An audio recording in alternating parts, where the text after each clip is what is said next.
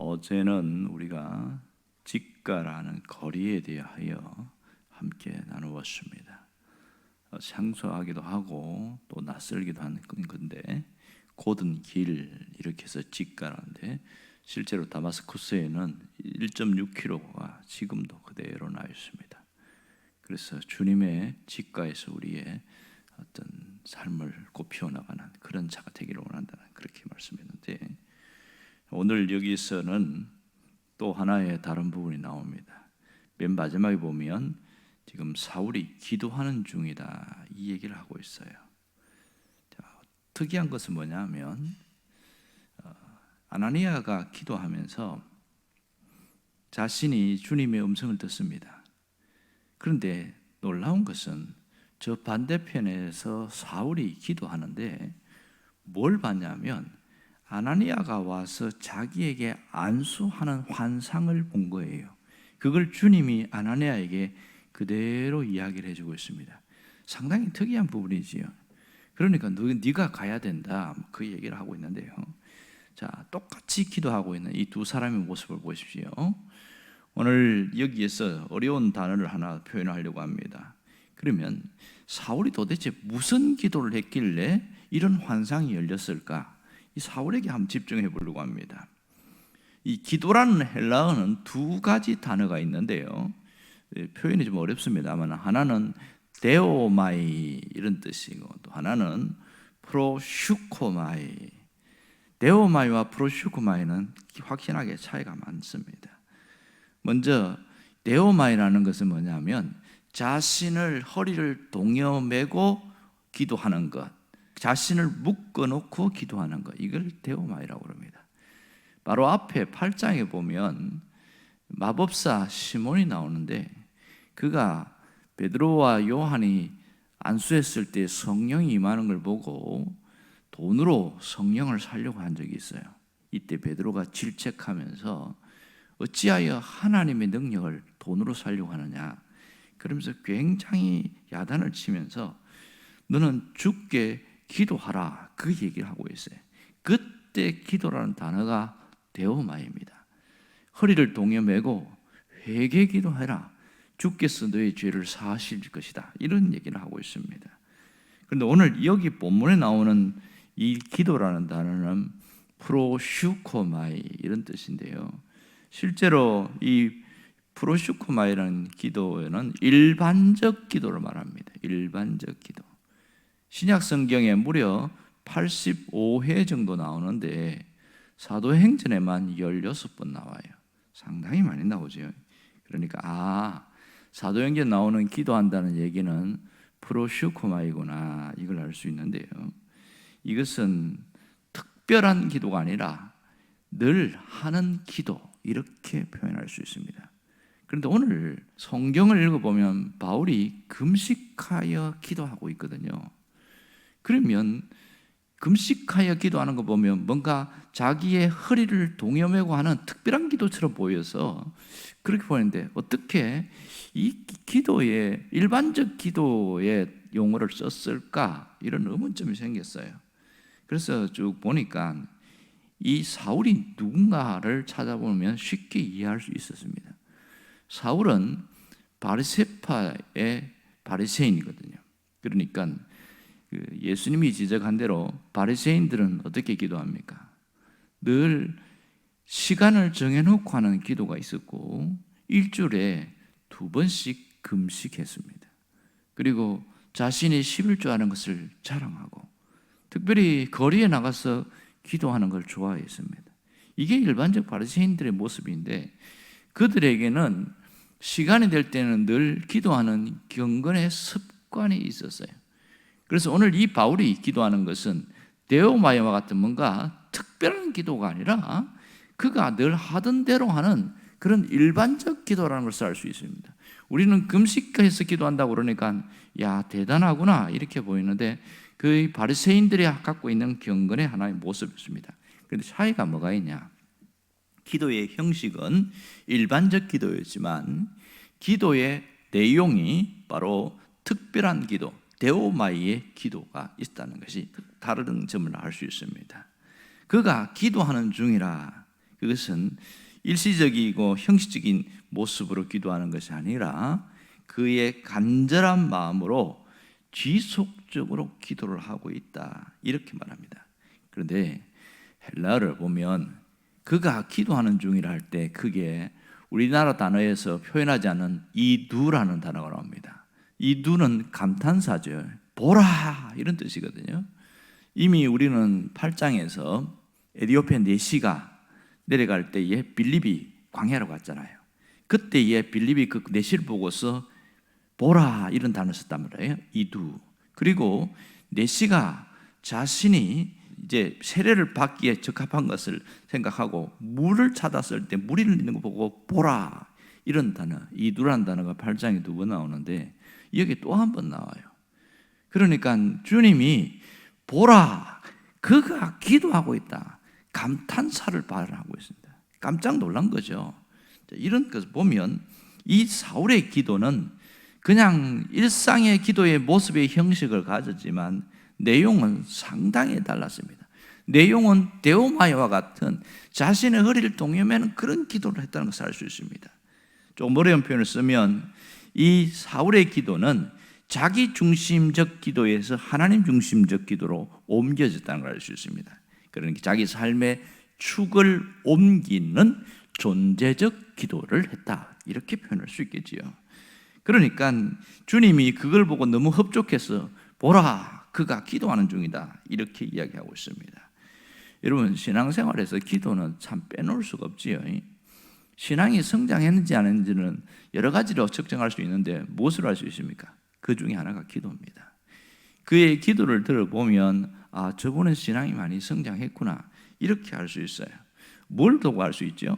자기 중심적 기도를 하는 사람이 어느 날 하나님 중심적 기도로 바뀌는 게 있어요. 하나님 중심적 기도가 뭡니까? 늘 이기심과 자기 욕망과 자신을 위한 그런 모습이 아니라 모든 것을 주님을 위하여 자신의 허리를 동여매고 뭔가 주님을 위하여 살겠다는 그런 삶의 축이 옮겨지는 것, 그것이 하나님 중심적 기도거든요. 이걸 다르게 표현하면 존재적 기도, 이렇게 표현할 수 있습니다. 여러분, 우리의 기도가 좀 성장할 필요가 있습니다. 때로는 우리의 필요를 기도하는 요구적 기도도 하지만 실제로 기도가 이렇게 존재적 기도를 가지 않으면 무슨 문제가 생기냐면 기도 자체가 형식적으로 될 때가 굉장히 많습니다. 기도가 형식적이라는 것은 그 속에 간절함이 없다는 것이죠. 진심이 담겨 있지 않게 되는 경우가 많습니다. 이럴 때부터 신앙은 병들기 시작했습니다. 예수님이 바리새인들이 하는 기도를 자체를 탓하지 않았어요. 그들이 하는 기도의 내용을 문제 삼았습니다. 바리새인들은 거리에서 기도하는 걸 좋아했다고 했잖아요. 목적이 뭘까요? 하나님 앞에 자신을 바꾸는 그런 기도가 아니고 내가 이렇게 기도하는 경건한 사람이다, 나를 좀 칭찬해줘라, 인정을 해라, 그런 것이 있으니까 주님이 굉장히 싫어하신 거죠. 왜냐하면 기도는 형식은 있지만 그의 내용에 진심이 없어요. 그의 내용에는 위선으로 가득 차 있습니다. 그걸 문제로 삼았던 겁니다. 그러므로 신앙이 점차적으로 성장한다는 것은 기도가 발전하는 겁니다. 반대로 신앙이 병들었다는 것을 측정하는 도구 중에 하나도 기도입니다. 병든 사람들은요, 기도하다가도 안 하고 하더라도 건성으로 하고 이렇게 넘어갑니다. 그러니 기도가 발전하는 것은 우리의 신앙이 어떻게 달라진가를 보여주는 좋은 예라고 할 수 있겠지요. 그러니까 요구적 기도에서 자신의 삶의 축을 옮기는 존재적 기도로 바뀐다는 것은 대단히 중요한 것이라고 할 수 있습니다. 하나님 중심으로 옮기는 것, 그러니까 내가 어떻게 살아야 될까, 그걸 고민하는 게 하나님 중심 축으로 옮기는 거거든요. 하나님이 우리에게 원하는 것은 늘 바른 믿음, 바른 신앙 위에서 그렇게 살아가기를 원하는 거예요. 그 중심에 뭐가 있냐면 기도가 있지 않습니까? 어떤 교회 목사님이 신방을 했더니 한 성도님이 이런 얘기를 하는 거예요. 목사님, 예전에는 하나님 믿기가 참 쉬웠는데 믿음이 하나님의 말씀을 따라 사는 것인 것을 깨닫고 나서 나중에는 하나님 믿는 게 참 어려워졌습니다. 그 다음에는 이렇게 이야기하는 거예요. 그러나 지금의 삶이 예전에 비해 훨씬 평안하고 보람이 있습니다. 참 이분의 얘기를 들어보면 진심이 있는데 역설적이에요. 처음에는 신앙생활하는 게 참 편했는데 나중에는 어렵다 이런 얘기합니다. 우리가 피부로 느끼는 것 같지요. 그러면 처음에는 쉬웠는데 어렵다. 뭐가 문제가 있을까? 이게 역설적인 신앙생활의 모습인데요. 이렇게 표현할 수 있겠지요. 처음에 믿기 쉬웠다는 것은 내가 신앙 고백했고 살아가는데 자기 중심적으로 믿기 때문에 굉장히 쉬운 거예요. 내가 하고 싶으면 하고 하기 싫으면 안 하고 늘 모든 것이 자기 중심적이기 때문에 매이는 게 하나도 없습니다. 그런데 믿음이 하나님의 말씀을 따라 바르게 사는 것이라는 것을 깨달을 때가 있다. 언젠가부터 내가 이리 살면 안 되는구나. 하나님 중심으로 살아야 되는구나. 그렇게 깨닫고 나니까 뭐가 부딪힙니까? 자기 안에 있는 자기 중심적인 자아와 하나님 말씀대로 살아야 되는 것과 이 부딪히는 충돌이 일어나는 거예요. 그 가운데서 내가 늘 선택의 기로에 서게 되고 그 내적 싸움이 계속 일어나니까 신앙생활이 참 힘들다 이렇게 느끼는 거죠. 그러다가 그래도 내가 바른 신앙생활을 해야 되겠다 생각하고 말씀을 따라서 살려고 하다 보니까 늘 그런 자기와의 싸움에서 이겨나가는 삶이 반복되지만 나중에 느끼는 것은 내가 이렇게 사는 것이 너무나 보람되고 훨씬 마음이 편하다 그렇게 얘기하는 거예요. 여러분, 우리 안에는 옛사람과 새사람의 싸움이 일어납니다. 옛사람은 육신을 좋아하기 때문에 그저 편하고 쉬고 그냥 안정적인 것을 좋아합니다. 새사람은 하나님 중심으로 있기 때문에 그렇지만은 정신을 차리고 깨어서 기도하고 이렇게 하는 것을 이게 새사람의 모습이거든요. 그러니 신앙생활이 어렵게 느껴질 수밖에 없는 것은 끊임없는 갈등과 충돌이 있기 때문에 그렇습니다. 이것이 잘못된 것이 아니라 잘하고 있는 거죠. 그러나 우리가 선택과 버림을 통하여 늘 하나님 중심으로 가게 될 때는 그 결과가 너무 좋은 거예요. 내 마음이 굉장히 평안하고 보람되고 가치 있는 삶을 살게 되어지는 것은 바로 여기에 있습니다. 그러므로 이것은 신앙이 성장하고 발전하는 자연스러운 과정이다 이렇게 보는 것이 대단히 중요합니다. 사실 육신은 우리가 몇십 년 살다가 공동묘지로 가든지 그렇게 쓰러져 갈 겁니다. 그러나 그 삶이 끝이 아니라 우리의 삶은 내가 어떤 선택을 하고 어떻게 살았느냐 그것이 하나님 앞에 고스란히 남아있단 말이에요. 쓰러질 육신을 위해 살은 것은 의미 없이 사라지겠지만 자신을 쳐서 복종시키면서 하나님을 위해서 살아가고 나의 삶의 축을 하나님께로 옮기는 그런 삶을 살았을 때는 하나님이 그걸 가장 귀하게 보지 않겠어요? 그런 삶을 살다고 하다 보니까 충돌과 갈등이 일어나는 것이죠. 새벽에 나와서 기도하는 게 얼마나 힘듭니까? 때로는 내 컨디션이 좋고 바쁘지 않을 때는 할 수 있어요. 그러나 때로는 잠도 못 자고 그렇게 나올 때도 있고 내 몸이 아플 때도 있고 그럴 때는 가기 싫거든요. 이때의 갈등과 충돌이 얼마나 많습니까? 여러분들이 끊임없이 나온다는 것은 정말 잘하는 거예요. 내가 참 잘하고 있다. 자기 자신에게 칭찬도 해줄 수 있어야 돼요. 내가 정말로 잘하고 있는 거구나. 그렇게 볼 수 있는 길을 원합니다. 여러분, 시간은 스쳐 지나가지만 시간이 지나갔다고 아무것도 남지 않는 게 아니에요. 뭐가 남습니까? 마지막에 내가 살아온 그것은 고스란히 남아 있습니다. 어떤 분이 마치 이것을 이렇게 말하대요. 모래시계를 봐라.